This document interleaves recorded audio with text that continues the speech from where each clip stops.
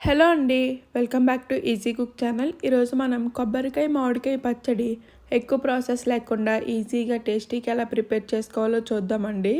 ఇది నోరు బాగాలేనప్పుడైనా లేకపోతే క్విక్గా అయిపోవాలన్నప్పుడన్నా ఈ కొబ్బరికాయ మామిడికాయ ఉంటే ఈజీగా ప్రిపేర్ చేసేయచ్చండి పచ్చడి.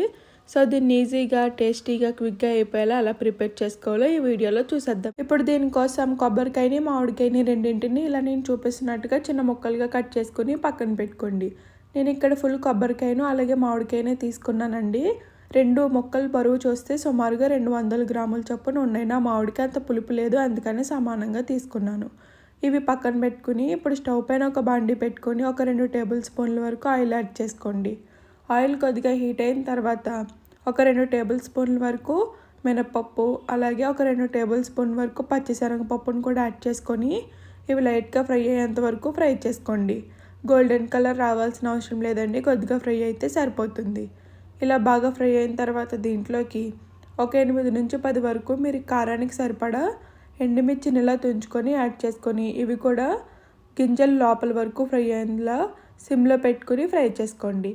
ఇవి ఇలా బాగా ఫ్రై అయిన తర్వాత ఒక టేబుల్ స్పూన్ వరకు జీలకర్రను కూడా యాడ్ చేసుకొని కొద్దిగా ఫ్రై చేసుకోండి.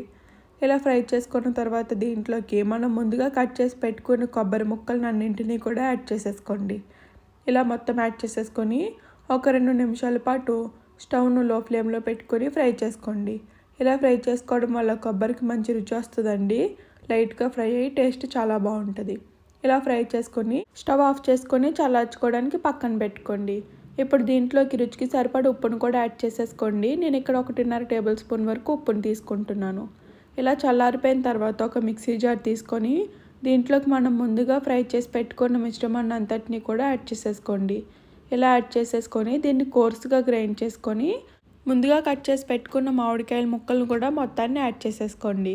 ఇలా మొత్తం యాడ్ చేసేసుకొని వీలైతే నీళ్ళు పోయకుండా మిక్సీ పట్టుకోండి. ఒకవేళ నీళ్ళు అవసరమైతే ఒక 2-3 టేబుల్ స్పూన్ల వరకు యాడ్ చేసుకోండి.